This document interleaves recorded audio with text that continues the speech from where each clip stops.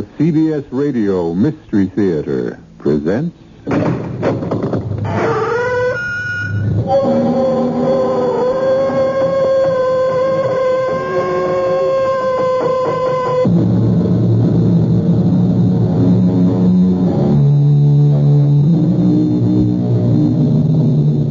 in. Welcome. I'm E.G. Marshall. Won't you join me in the exploration of the rich resources of your own imagination? Modern science tells us we live in a world of waves. Beyond the atom, the electron, the ion, substance itself breaks down into waves. My voice is coming to you now on waves. And that, as they say, is the long and short of it. But what about thoughts? Might not they comprise wave patterns, too? Patterns that linger on after the thinkers are dead and buried.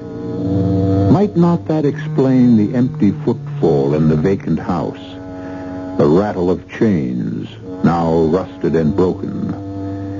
And even the sound of voices long ago silenced. They'll overtake me. They'll put me in irons. And this time, they'll hang me. No, my dear, no. They can't harm you now. They're all gone. They're all turned to dust long ago. They'd be after me. You'd not want to see me swinging in the wind, would you? No, I wouldn't want to see that. I must have a swift, able ship. In mercy's name, help me. Help me.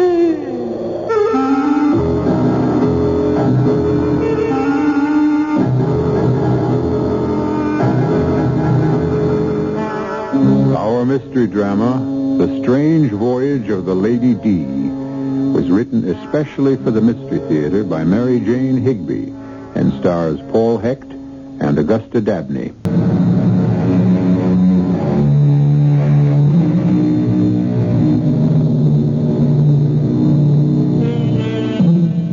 The curious adventure that befell the Stevens family would never have happened if Ellen had had her way. But Ellen was a realist, her husband Richard a romantic. And when did realism ever hold the line against the subtle persuasions of romance? It all began during a visit to one of those cruise-ridden, sun-drenched islands in the Caribbean. A friendly family disagreement was in progress. An old story. It's been going on now for 6 years. It's the one at the end of the dock, Ellen. There. Isn't she beautiful? Mm-hmm. Very nice. But you promised her, Richard, no more boats. Well, not until Susie's at least 16 years old. We'll never see a buy like this again. They're practically giving it away. Well, then there's something wrong with it. It's got dry rot. Not this ship. Come on, step aboard, Ellen. Richard, why do you start these things? You know we're not in the market for a boat. Oh, but this is such a jewel. Wait till you see the cabin. Plenty of headroom. A beautiful galley. Can I go, boy? Can I want to see. Oh, all right. But just one quick look. And be careful of your dress, Susie. Here, let me help you, Susie. There you are. Now, just look at this afterdeck. She's all white oak and cedar, and she's a motor sailor. You know, a lot better than an auxiliary engine. You can run just as well under power as under sail. There are 2 50-gallon fuel tanks below deck. Mama, look at this kitchen down here. There's even an oven. Really? Is there an oven? Of course. The ship is a real home. Ellen, what do you say if we take a short run? I have the ignition key. The guy in the boatyard office said I could take her out. No, Richard, I've had it with boats. And anyway, the question's academic. Even if we bought it, we couldn't get it back to the States. We could sail it. Are you out of your mind? It's hundreds of miles. She has an enormous cruising range. What, with the engine and sail? We just watch the weather predictions very carefully. Well, come on, Susie. We're going to get off now. Richard, you take the keys back to the boatyard man. And I'll get the car and bring it down as far as I can. I'll pick you up at the gate. Daddy? Yeah? I want to take a ride in it. Can Can I tomorrow, Daddy? Can I? Can I? What, dear? Can we go for a boat ride tomorrow? I don't know. Depends on your mother. Oh, I wish we could buy the boat. Don't you? Daddy? Don't you? Don't I what? Wish we could buy the boat. Yeah, well, that part's all taken care of. I already bought it. The only problem now is how to break the news to your mother.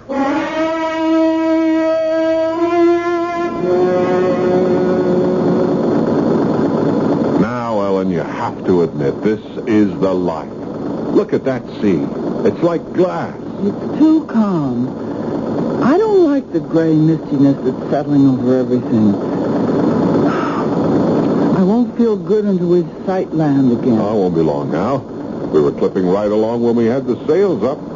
See, that's the advantage of a motor sailor. When the wind died, we could switch right over to power and still maintain our speed. Except for that panicky half hour when you couldn't get the engine started. Just a little corrosion around the points. Bit of sandpaper fixed that. Here, Ellen, why don't you take over the wheel, huh? I want to go and look at the chart. Now, the first buoy we pick up is number 12. From there, we'll see a light. If we make it before nightfall, you can take over for a few minutes. Okay, Susie? The light is missed. You know where we are right now? We're sailing on the Spanish Main. The Spanish Main? That's right. These waters were infested with pirates in the old days. Blackbeard and Calico Jack. Richard, I think there's a fog closing in. Look ahead. Yeah. Well, just hold a steady course. We'll be sighting that buoy any minute now. Susie, go below and bring up my binoculars. There's a good girl. The visibility's not any too good. We can't be far from port. Oh, Richard, I hope we're not running into one of those awful pea soup. Now, don't panic. Don't get Susie frightened. Here's binoculars. Thanks. Can you make out anything? Well, I don't see it yet. But we will. Tell me more about the pirate. Okay. Well, Calico Jack Rackham, they called him that because of the fancy clothes he wore, he sailed with Anne Bonny. There were girl pirates, too, you know. Girl pirate? Sure. Anne Bonny and Mary Reed. And from all accounts, they were better at it than the men. The fog's getting awfully thick, Richard. I've never seen one roll in so fast and the sun's gone. I'll take over. No, I can hold her on course. You keep looking for that buoy. We should have been in port long ago. Well, we lost a little time trying to start the engine. Are we lost? Of course not. I think we ought to start sounding our foghorn. Not yet. Don't you want to hear what happened to Anne Bonny? What happened to her? Well, the pirates all went to jail. They hanged poor old Calico Jack. Mary Reed was dying of a fever, and Anne Bonny nursed her. And then, well, nobody knows just what did happen. In the morning, when the jailkeeper opened their cell, he found the body of Mary Reed, but Anne Bonny was gone. She disappeared and was never heard of. Richard! What? Look! Look what you've done, oh, Richard. How could you? Well, what? Well, what is This it? monkey wrench is right behind the compass. Richard! Who put that there? Who? Who was working on the engine? That wrench will have pulled that compass so far out of line. Heaven knows where we are now. Sorry. I was so glad to get that motor started. Oh, Ellen, I'm sorry. Oh, if I ever get my feet on dry land Now, again. let's keep calm. We are not Oh, lost. no. We're still right here in the Atlantic Ocean. I'm sorry, Ellen. How I ever let you talk me into this expedition? Just try to keep cool. Daddy? All my fault. We're probably 50 miles off course. Daddy, there's a big can floating over there. What? Where? There. The buoy. It is. Oh, thank heaven. I'll take the wheel. I want to go right up to it. We got to be sure of that number. It should be 12, right? I see it. I see the number. What is it? 3. 3? No, it can't be. A 3 and an 8. Oh, no. That's what it is. Ellen, Susie's right. 38. That's impossible. Take the wheel again, Al. Just idle here by the buoy. There's no 38 on this chart. We're way off course. I have to go below and get the other charts. Can you still see the buoy, Susie? Sure, it's right here. Well, keep your eye on it. Don't let me drift too far away. Darling, Yeah? you're not smoking down there, are you? Good Lord, no. You know I haven't smoked in 10 years. I smell tobacco. So do I. What? Oh, well, let me get at the engine. Maybe there's a short in the wire. No, it's not like that. It's tobacco. Did you hear that? What? It sounded like Somebody laughed. ahoy! It's a ship. Where? I don't see anything. Ahoy! Ahoy! They don't answer. Blow the horn. Ahoy! What ship are you? The Lady D. We're off course. Can you give us our bearings? You'd best lay over for the night. Steer north by east, a quarter east. You'll run right down the channel. Thank you. I still can't see anything. North by east, a quarter east. It was a woman. Bring the ship around.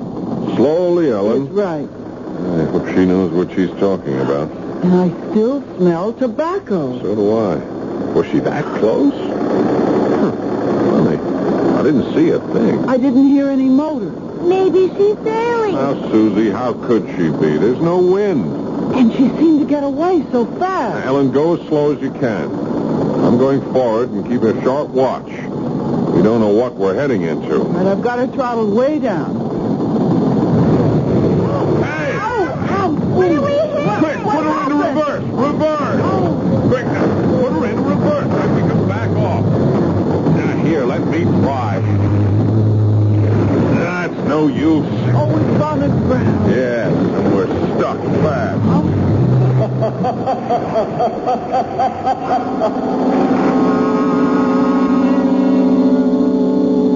One of the most beautiful yet fearful tales that travelers tell is the Lorelei, the siren who sits on a rock, combing her long golden hair and luring unwary boatmen to their doom.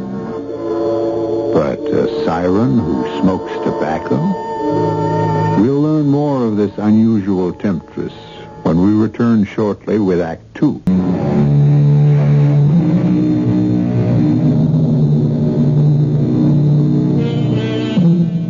There's nothing so eerie as the feel of a ship gone aground.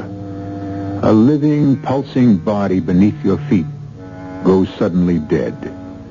Aboard the Lady D, only Susie slept that night. Ellen and Richard kept an anxious vigil, waiting to see what the dawn would bring. Where were they? How great was the damage to their boats? On the last question hung the safety, perhaps the survival, of the ship and her crew. Ellen, come up on deck. You've got to see this. What, dear? Look at that sunrise. Isn't it magnificent? Oh, darling.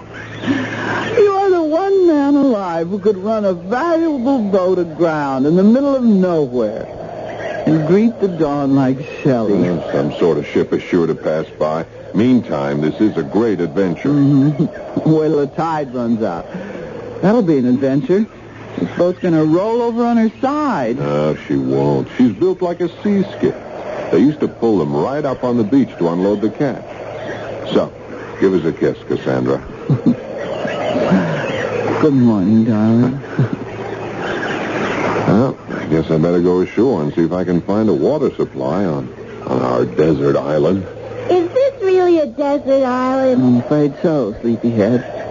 And your father's playing Robinson Richard, look. Yeah, if I'm not mistaken, here comes Friday. Hello. Good morning. Good morning.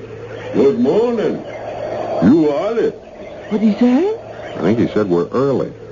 Early for what? What island is this? Campbell's Island. Campbell's Island? Yes, mistress.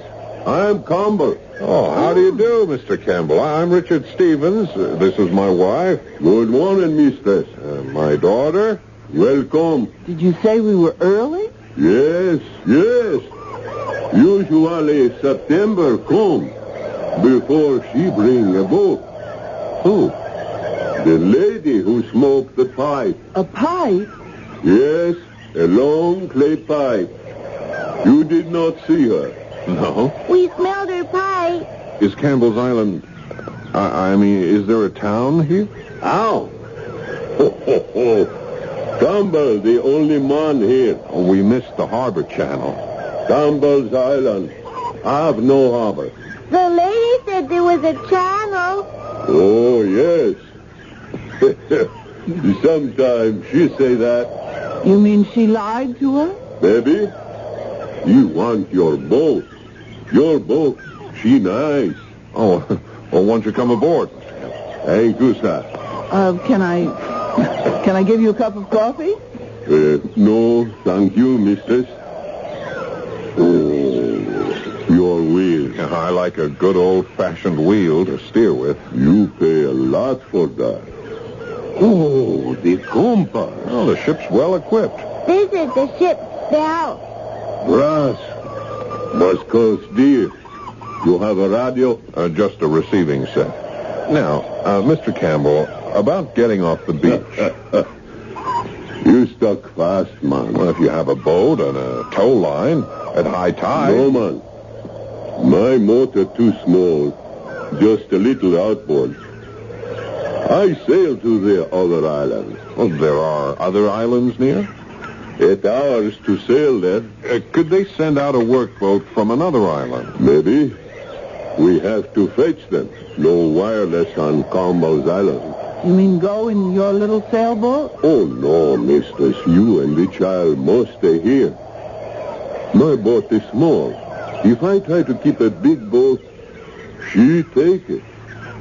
You mean... The lady with the pipe. Well, now, she has a boat. She ought to be willing. No, man. Mistress Bonnie have no boat. That's the trouble. She look for a boat. All the time she look. Bonnie. Did you say Bonnie? And Bonnie? You know about her? Yes, but she died 200 years ago. That's what they say. Do you mean that we were talking to A ghost? Of course not, Susie. There's no such thing. I talked to a ghost. I talked to a Susie, be ghost. sensible. There are no such things as a ghost. Your boat is stuck fast on Campbell's Island. What true? Wait. Yes, but... If the ghost, she don't bring you. How you think you got here?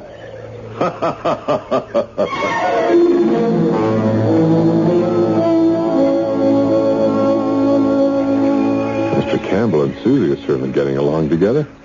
Look at them striding ahead of us. He's striding. She's trotting. What a big, powerful man he is. And his skin like ebony. How old do you think he is? Well, I don't know. 40? Well, I'm eager to see his boat. And I hate to think of you're starting out all alone with him. I have to go for help. But why can't he go by himself? Oh, I don't know. He doesn't seem willing to do that. Did you notice the way he examined our boat equipment? Yeah, like he was taking inventory. Yeah, but what do they call those people who lure ships to their doom by putting out beacon lights? Wreckers. Yeah. You think he's a wrecker? The thought crossed my mind. But we did hear a woman's voice. Now, look, there could be two explanations for that. Either there is a woman on this island, in spite of what Campbell says, or he's a ventriloquist. Look, Ellen, look down there. Why, it's a castle. A ruin. A burned-out ruin. How in the world on this desert island? I know what that is. I've seen those burnt mansions before. This was a plantation in the slave days. When the slaves rebelled, they burned the house to the ground. Half of it is still standing. Yeah. And now the house and the island have found a new master.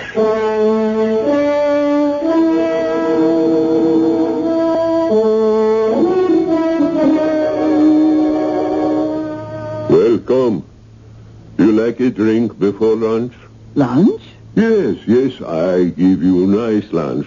You like foie gras, caviar, potted shrimp, any kind of wine? Nothing, thank A you. vodka Collins would be just fine. Vodka Collins.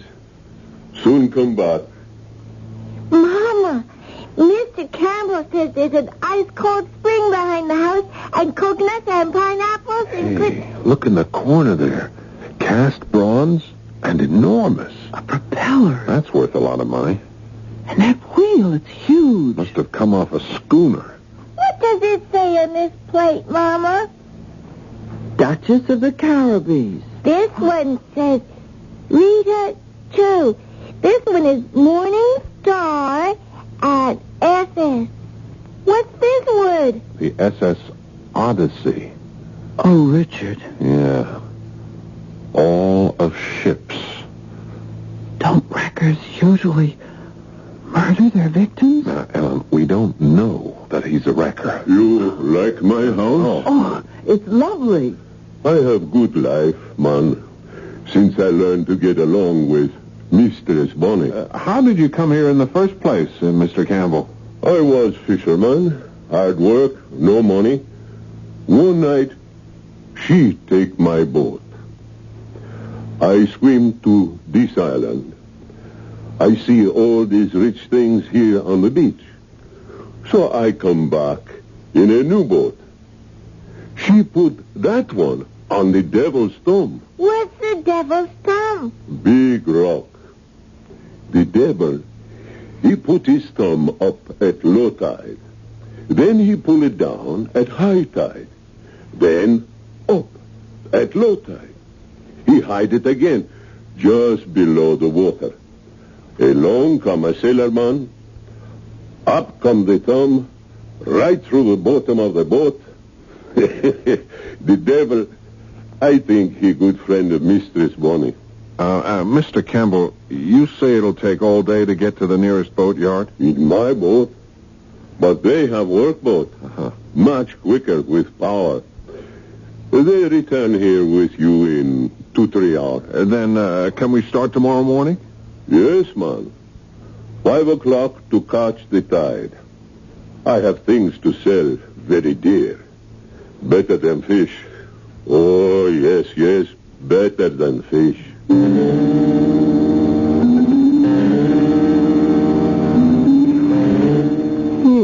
It feels good to stretch out. Ooh, I'm exhausted. I was certainly glad to get back to our boat. Yeah. I'm afraid I'm too nervous to sleep, though I dread the thought of our separating tomorrow. When I think of you, all by yourself on the sea with that giant of a man, I'm so frightened.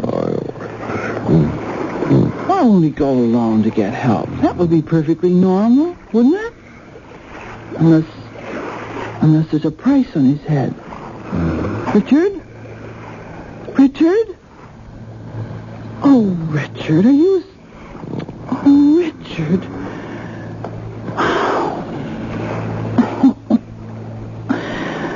Oh, dear, I'll never get to sleep. She's a naval ship. What? Who's that? Overside with you, lad.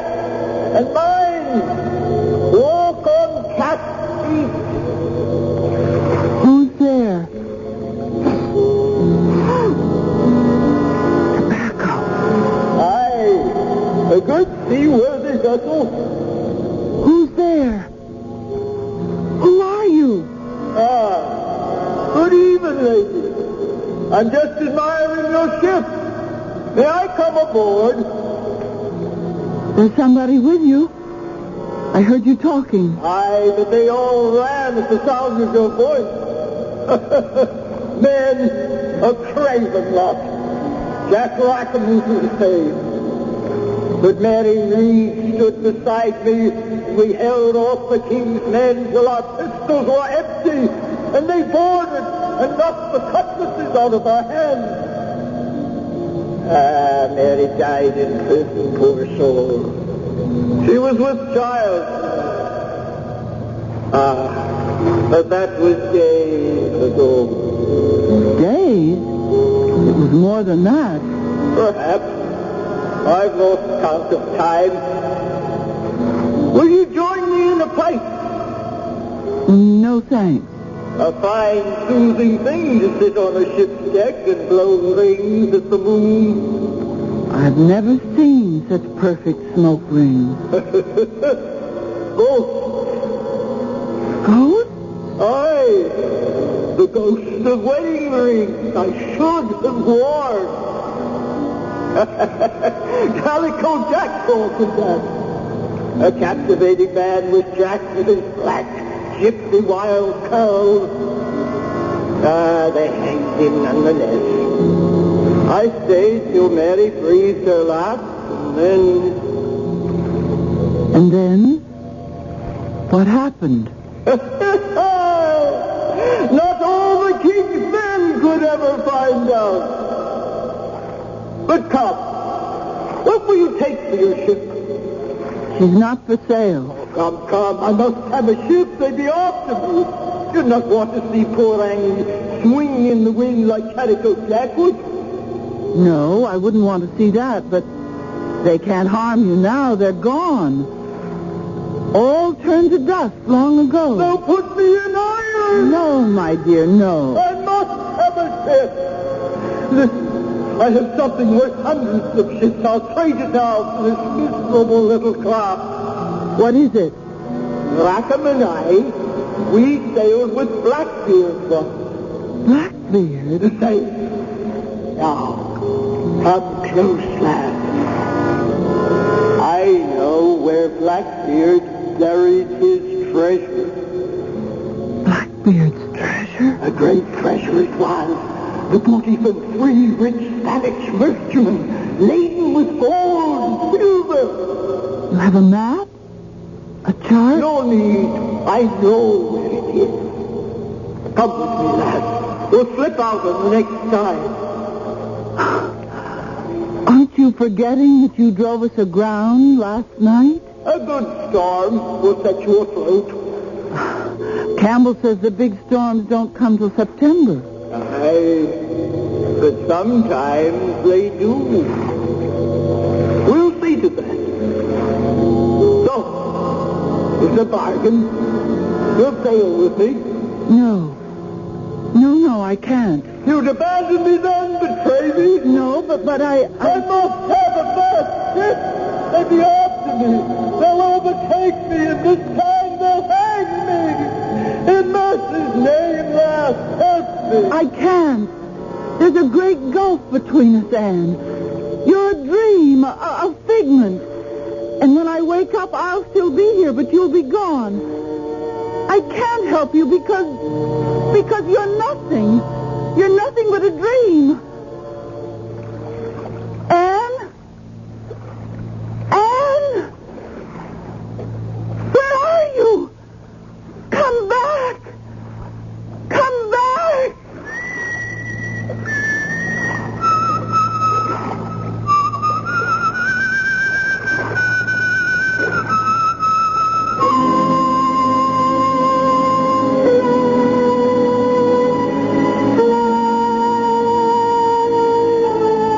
There's an apparition for you. A whistling, pipe-smoking lady with a cutlass at her belt. But why did she leave so abruptly? Was she offended at being called a nothing, a figment? Well, none of us likes to hear the truth about himself, least of all a ghost.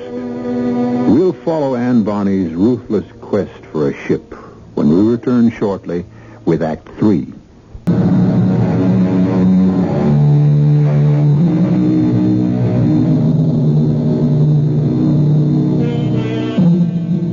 A spectral lady bent on seizing a ship, or a laughing West Indian intent only on gathering up the spoils.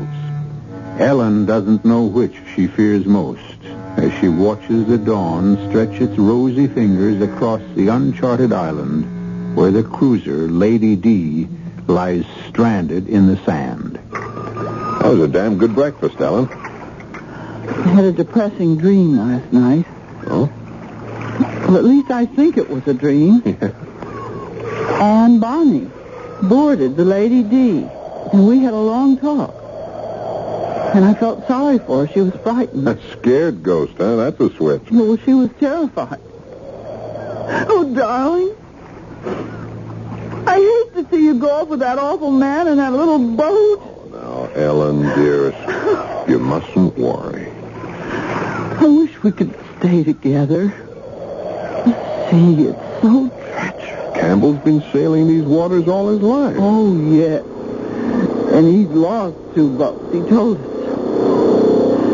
And besides, you're going out in a tiny boat with a criminal. He's not. He gathers salvage. That's all we really know about him. Good morning. It's turn now. Time to go. Pass me a line. I'll make you fast to our stern. Touch. Got it. Come up on deck, Susie. Daddy's leaving. Come on, darling. Take care. I want to go, too. So do I, but we can't, darling. I don't want to stay here. Morning, Mr. Susie. Good morning. I want to go with you, Daddy, please. No, there isn't room for us all. You and Mommy take care of each other. Don't go, Daddy. Mr. Susie, you go to my house. You can look at the books, read the pictures. Now, when I get into the boat with Mr. Campbell, we're going to let you free the line and cast it off. Now, see how quickly you can do it. Here I go. Hurry, cast us off. There. Be good now. We'll be back before you know it. Aren't you going to start the motor? No, the tide. She take us out. Then I put up the sail. Oh, darling, you're slicker. A quick shower might Not come a up. chance. Look at that sky. No stormy weather. Not if Aunt Bonnie, she don't whistle up the wind. What? What did you say? No storm. Not if she don't whistle up the wind. She do that sometimes. Yes, man. Ooh-wee, she do that.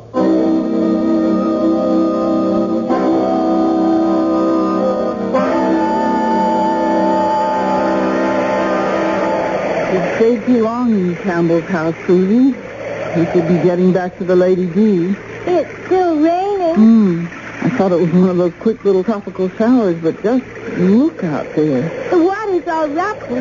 White caps. I'm hungry. Let's go back to the Lady.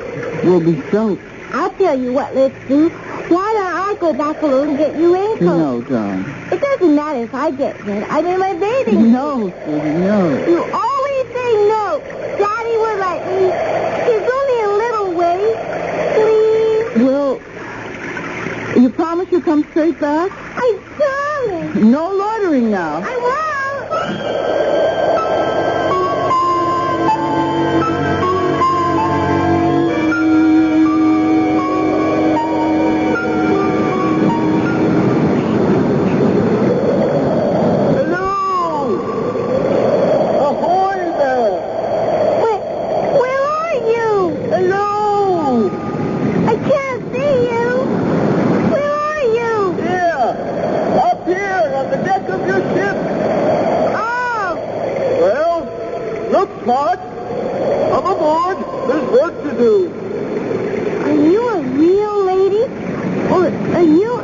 Lively, a full great tide is coming. Ship will float free soon. Oh, I'll go get my mom. No time for that. The wind's offshore and the tides are making. Mama will know what to do. Are you frightened? Will you run away and leave your ship to flounder? Oh, I'm not scared, but You'll have to step quickly to save her. I don't know how. Come aboard. I'm to get my mama's raincoat. I promise. See there? What? She's floating free. But this great tide will drive her further up on the beach. Daddy put out an anchor on the beach. The waves will carry her up over the anchor and dash her to pieces on those rocks up there. Oh, But you could save her if you weren't afraid. no. I'm not scared. Then, up to the mainsail line. I can't put up these sails. I'm not big enough. Ah, that's it, Vicky. The ship is lost. Lost. But I can start the engine. Can you now? Sure, anybody could do that. You just turn that little key there. She starts right off. She's saved. Start her up. I can't lift that big anchor, though. Cast it off. Cast it off. Better to lose an anchor than a ship. Daddy says you always start the engine first. Aye, aye. Captain? I'm too short to reach the gear shifting. I know. I'll get something to stand on. Here. Daddy's tool test will do. Now, let's see. He calls this little thing the choke. Hurry. She's swinging about. I've never done this before. Now, I'll turn the key. See? She started right off. Now I put the motor in reverse. The anchor on the beach. Wait for drop. I'll go forward and untie it. Can you free it? Yes. It's just wound around this little thing. Steady there. She's rolling. I have to throw the rope far away. Daddy says Never mind. Do it. The ship's rolling. But off the waves. it sure is. Hurry. Or she'll go up on the beach again. I don't know what to do now. Back off and turn the wheel hard to starboard. No, this way. That's right. The stern will swing to port and she'll ride to it. I did it. But it's going too fast. A fine helmsman you be. She's in deeper water now. Straighten her out. Head out to sea. Arms to port. The wheel's so big. That's better. We're not rolling so much. Where do I go? Right out to sea. Oh, no. I don't want to go way out there. If you don't, you'll go around again. I don't want to go out the ocean. I'm scared. Run around the island and drop your anchor on the other side. She can lie in the sea. I left the anchor on the beach. Have you lost? No, there's a little tiny one for the rowboat. Ah, pity. Well, go around the island. I'm trying.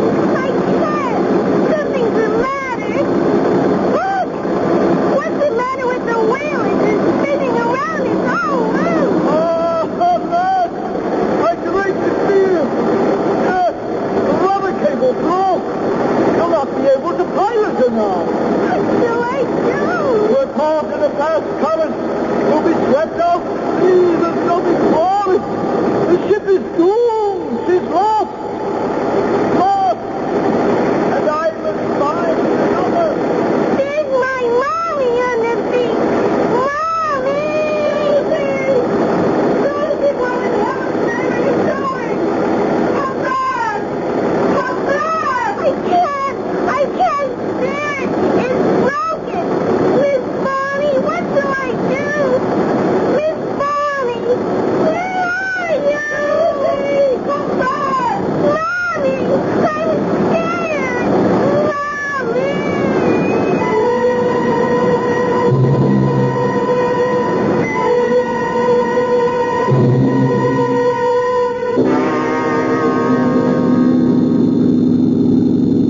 The ship can't just disappear like that, can it? Without leaving a trace. Of course not, darling. Mr. Wyatt here has radioed back to the boatyard. They say the authorities are sending out a helicopter. We'll hear from it soon, and when we do, we'll go right to her. This tug is faster than it looks. No way. Terrible. Isn't there anything else we can do, Mr. Wyatt? I don't know what to say to you folks. We've been around the island several times. There's no sign of a ship. Baby. I should never have let her out of my sight. I had no idea she'd try to start the engine. Ellen, darling, don't. We'll find her. She was only gone from the house just about 10 minutes. I set out right after her. I know, dearest. And then when I got to the beach, the boat was out a little way from the shore. And Susie was standing on the deck crying. And the boat was just drifting away. It went around that point of land out there. And I ran to the other side of the island. But I never saw it again. Oh, dearest, please, don't cry. There was just nothing I could do until you came back in the tugboat. I know. We'll find her. I wish that man Camel was here. He knows these waters. Why didn't he come back with you? He dropped me at the public dock and took off like a shot. The police have had him in for questioning several times. There have been too many wrecks in the last few years. But they never seem to get anything out of him. So, you ran into him too, huh? Yeah. He told us. Hey, wait a minute. What did he call it? That rock. The Devil's Thumb. Yes. The submerged rock. Yeah, do you know where it is, Mr. Wyatt? Well, there's only one I know of, a very dangerous spot, right in the path of a swift current. And sometimes it's, there are shoals to very bad place. Oh, Richard. Mr. Wyatt, Yes, of course. I know about where it lies. Now, we'll run down on it. Best to have a look.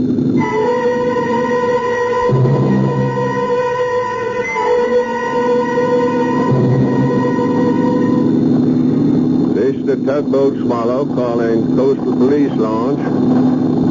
Tug Swallow to Police Launch. Come in, please. Over. Police launch to Swallow. I read you. Over. That's good. I can hardly hear you, but it doesn't matter. We've located the missing cruiser, Lady D. Over. Is the child okay? Over. Yeah, it's a miracle. The kid was alone on board. She managed to drop a small anchor onto a submerged sandbar near the Devil's Thumb. I have the boat in tow, and we're heading back to port. Over. Glad to hear it. Over. Right. Over and out. Well, Susie, you're quite a sailor. But how did you know that sandbar was there? You couldn't see it. The lady told me.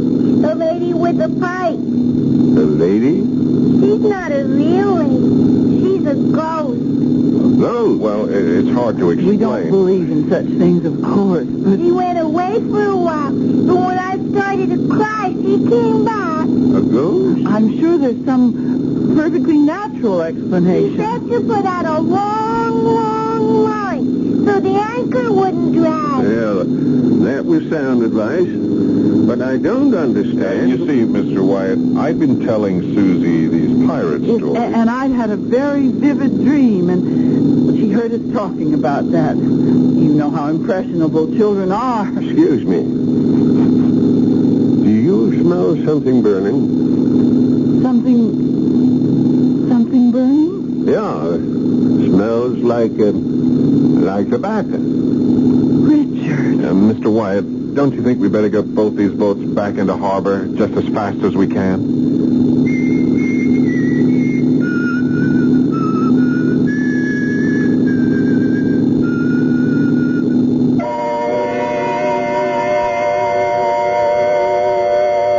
Well, those were the known facts of the strange voyage of the Lady D. To this day, Susie insists she talked to a ghost. Ellen believes it was a startling example of the power of the imagination. And Richard has been reading up on the dematerialized nature of modern physics. And he wonders if somewhere in space there exists a vast psychological viewing screen picking up impressions from other times. and through which it was the fate of the Lady D to pass. I'll be back shortly.